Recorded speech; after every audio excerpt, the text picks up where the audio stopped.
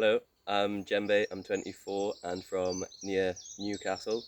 I've been woofing for nearly a year now, just around the UK. Basically worked in an office job, sort of corporate grad scheme after uni. Did that for 2 years and then decided that wasn't the life for me, so started woofing. The plan was to travel all around Asia, Australasia and such, but obviously a little pandemic came along, so that's not been possible. So spent the year woofing around the UK working on organic farms and permaculture projects, which has been absolutely amazing, completely different to anything I've done before, and yeah, absolutely loved it.